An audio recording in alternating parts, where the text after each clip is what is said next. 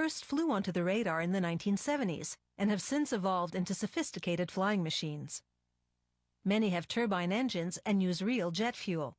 They allow people who would otherwise never pilot a jet to experience the thrill of flight with both feet on the ground. Radio-controlled model jets can roll and dive like an actual jet. And they can reach speeds of up to 450 kilometers an hour. Operating one isn't child's play. It takes practice and skill to pilot this kind of model aircraft. It also takes money, because they cost up to $20,000.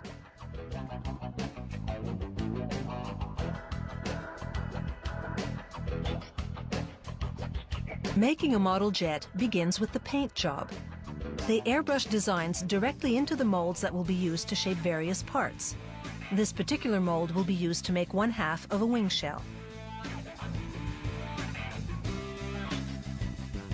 When the paint dries, they roll epoxy resin into the mold, then put down a layer of fiberglass. They reinforce the fiberglass with super strong carbon fiber, then brush on more epoxy resin.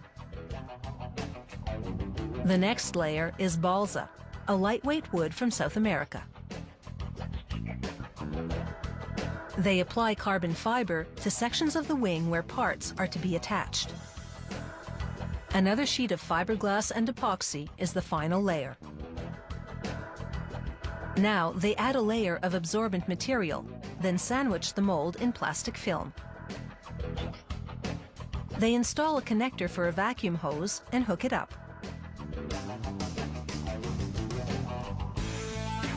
The vacuum pulls out the air, squeezing the layers together. Then they bake the unit, which activates the epoxy, fusing the materials together. Next, they assemble the wooden framework for the wings. They reinforce it with strips of carbon fiber and apply epoxy on the edges. The model makers carefully install the framework on the wing shell. They apply an extra rib along the wingtip.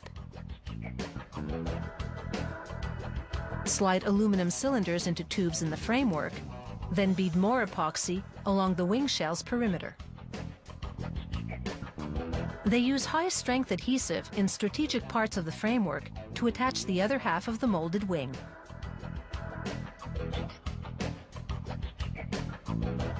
They bolt the molds together and set the assembly aside to allow the epoxy to cure.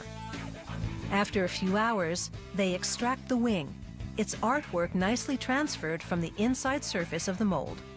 Machinery then cuts holes in the wing for installing landing gear and motors called servos. This router is computer programmed to make perfect cuts without damaging the internal framework. This is critical because just a centimeter or two off and the router would destroy the carefully crafted wing.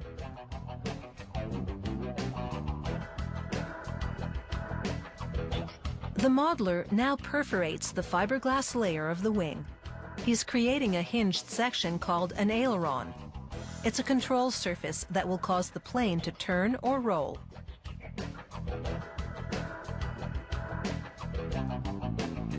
The ailerons and other control surfaces will be powered by servo motors.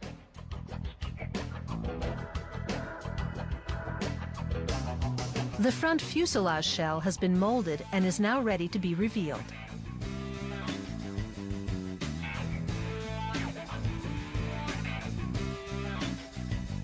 Like the wings, the body of this model jet needs a supporting framework, along with brackets for attachments. Another computerized router carves them out of multi-layered carbon fiber board.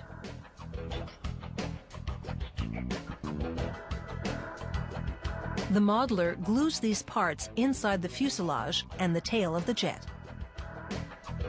Coming up next, this model jet gets its wings and prepares for takeoff.